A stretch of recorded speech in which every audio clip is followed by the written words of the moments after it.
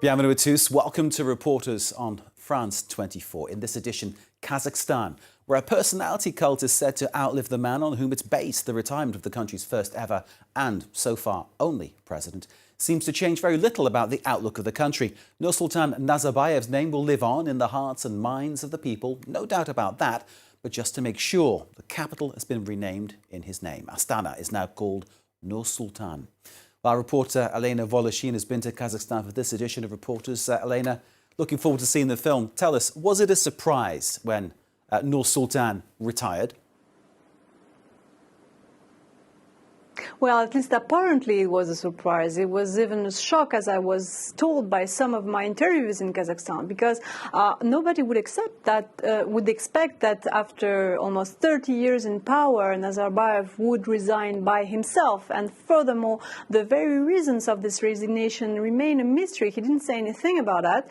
So there are some people who say that just at the age of 78 years old, Nazarbayev didn't want to die in power, just like his neighbor, the Uzbek president Islam Karimov, who passed away in 2016. But if we look at it closer, we can understand that it's been a while that Nazarbayev prepared this resignation. Elena, thank you very much indeed. With no further ado, let's take a look then at Elena's report from Kazakhstan.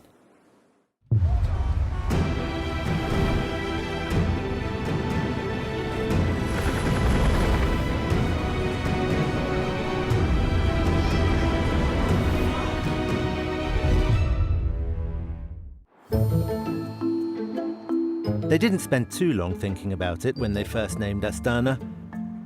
The word simply means capital in Kazakh.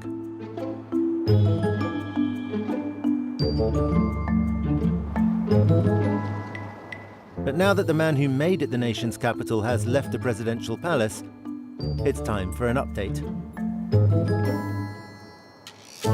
The city has been renamed after him, Nur-Sultan, for Nursultan Nazarbayev. The architects who designed the city are doing their best to digest the decision. Astana, the capital. The whole world was used to that. And us too. And now, all of a sudden, we have to call it Nur-Sultan. But well, things often change very quickly in our country. After all, the decision to build this city was taken in a day. Serik Rustambekov was part of the team that built Astana after the president decided to move the capital here in 1998. It was his brother who built this tower, the city's most iconic building. Derived from an original sketch done by Nazarbayev himself. It has become a ritual. Everyone who comes here to the top of the Bayterek Tower puts their hand in the palm of the first president, looks up and makes a wish. And they say the wishes come true.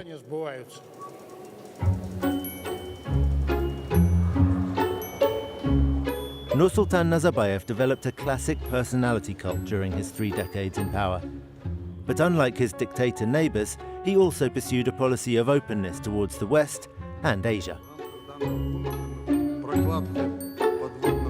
He co-founded the Eurasian Economic Union with Vladimir Putin at a meeting in Astana. The city has also hosted peace talks for Syria. Kazakhstan has acquired geopolitical relevance. So has its leader really just resigned at the height of his powers?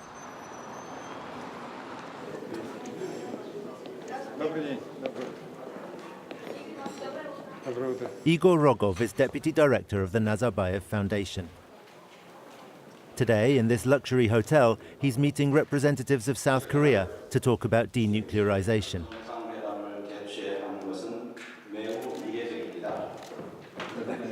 But he's a little bit distracted. Today is a great day because our first president, the leader of the nation, Mr. Nazarbayev, is coming to visit the foundation. It's a first. For the first time. For the first time. In this new position, for the first time, he's visiting. Rogov was head of the Constitutional Council when Nazarbayev was granted the title of Yelbasi, leader of the nation. This title is established by the Constitution and the constitutional law on the first president, Elbasi. Nur-Sultan Nazarbayev is not completely leaving politics. He continues to exercise political and moral influence over the electorate and the population.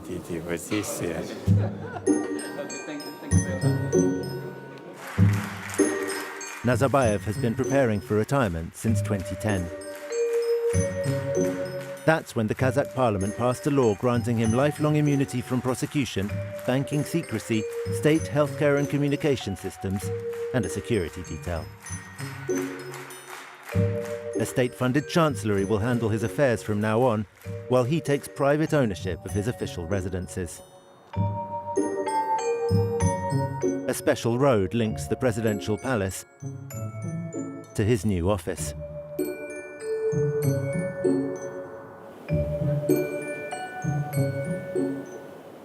The architect's idea was for this building to symbolize the destiny of independent Kazakhstan. It's an eye looking up to the heavens. Do you like it?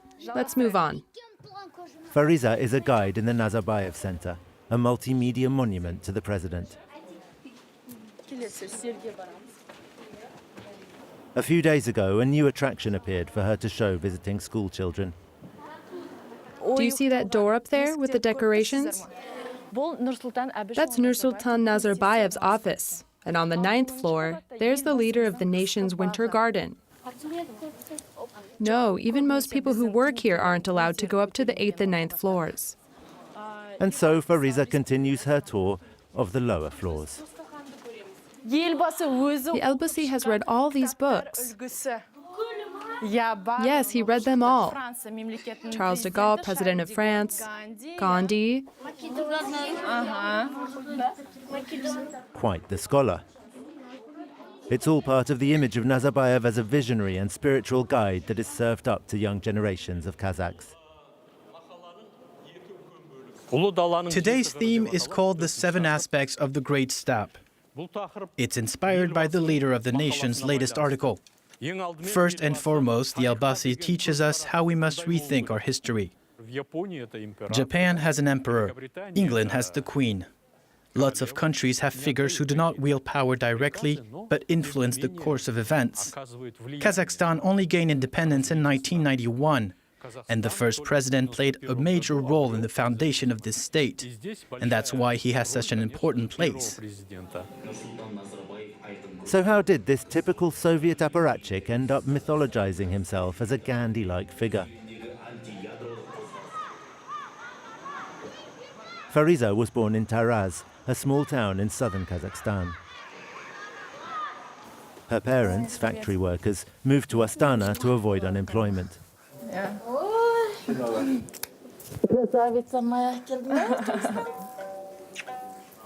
Fariza, 22, is a true Nazarbayev devotee. Here it is, my first Nursultan Nazarbayev book, his biography. Before I read it, I thought that if you came from an ordinary family and didn't have ancestors who were kings or khans, then you'd end up being just ordinary too. But when I read the president's biography, I learned how such a modest man became so famous, and I realized that I could make it too. He's an inspiration to young people like me. Fariza has been pursuing her dreams. One of them, modeling, has already come true. Yet her father seems to be not so much of a Elbasi fan. He knows he should be careful what he says on camera, though. He's the Tsar. You can't really... Everyone should be grateful to him. Because the roads have been built. The traffic lights work. The police provide our security. That's all thanks to the president. Just in case anyone were to be not quite as grateful as they should, it's actually illegal in Kazakhstan to insult Nazarbayev. This journalist was fined for covering protests against the renaming of Astana. These police buses are always there when people demonstrate their anger at the authorities. The authorities want to hide any discontent, because officially, in our country, everything's hunky-dory. Everyone's rich and happy. Today, the police are dealing with a group of mothers with large families who've come to City Hall to demand their benefits. The police arrest us. The authorities ignore us completely. We want to find out why they are protesting. And they take us to the city's slums, just 2 kilometers away. Look, this morning that house burned down. You see the roof? Today alone there have been 2 house fires because people use charcoal for heating. It happens all the time in this area. Recently the house over there was on fire too. This area of the old town has no heating, no sewage,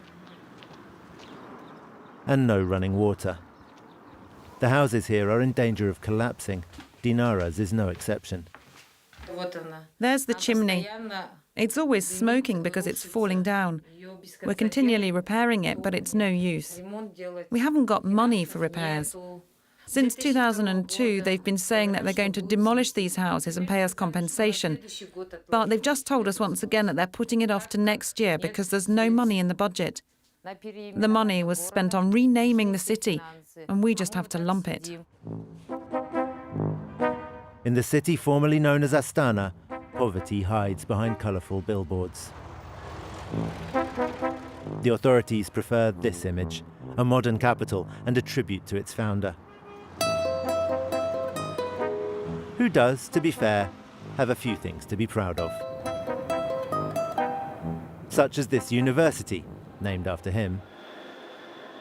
It was based on the Singaporean model. Indeed, the dean of its public policy school is from Singapore. Nazarbayev University was established in 2010 by the first president of Kazakhstan, Nursultan Nazarbayev. And the purpose of setting this university was to make it a modern university. When President Nursultan Nazarbayev met with the founding Prime Minister of Singapore, Mr. Lee Kuan Yew, one of the advice given by Mr. Lee was to invest in the education of the brightest in the country. That meeting was in 1993, and Nazarbayev took action the very next day, launching the Bolachak program, a scheme that pays for young people to study abroad. Alan and Camilla are 2 of its alumni. He went to Cambridge in England, she to the University of Arizona in the US. I am very grateful to him that I had an opportunity to study abroad. Otherwise, I would study in a local university without getting all this knowledge that I obtained from the UK university. The idea of the program itself, going abroad to learn from the best and coming back to give back to the community, I think it resonates with a lot of people, and I think that's why a lot of people choose this program. Alan and Camilla both now have important jobs in the civil service, but they've chosen to pursue further studies at the School of Public Policy. The emphasis here is on good governance. What can the public sector do to add to the public value? The most important value must be to serve for the good of the majority. Democracy would be an ideal type because majority will decide what is the best strategy for development, right? I am sure that we as young people, a generation that's growing up, we will build a better system. Not because we're inherently better than the people who are in power right now, but because we have been exposed to the diversity outside of this country, and we have a better sense of urgency sort of towards making a change because we're being hit by a lot of inequalities as young people. I think we will make better politicians one day. For the first time in Kazakhstan's history, the head of state is not Nur-Sultan Nazarbayev. The Yelbasi may even be prepared to let democracy take its course, as long as his cushy retirement is guaranteed. Our reporter Elena Voloshin is still with us. Elena, as we saw in your report, Nazarbayev's not going to just disappear, is he? No. know, even if formally now it's Kassym-Jomart Tokayev, the former president of the Senate, who is the acting president, and he is likely to be confirmed during the presidential election because the system is still very locked. As for Nazarbayev, he now heads the very powerful Security Council of the country. He's still the head of the ruling party Nur-Sultan. His daughter, Nariga Nazarbayev, has been assigned as the head of the Senate right after his resignation. So all the system is due to maintain this grip on power that Nazarbayev had, and this very title of first president that he put into the constitution. This is something that makes of him a really key political figure within the country, even if he's not the president anymore. Indeed, and under Nazarbayev, Kazakhstan was very much an autocracy, but one that was open to the world in many ways. How did this affect the economy?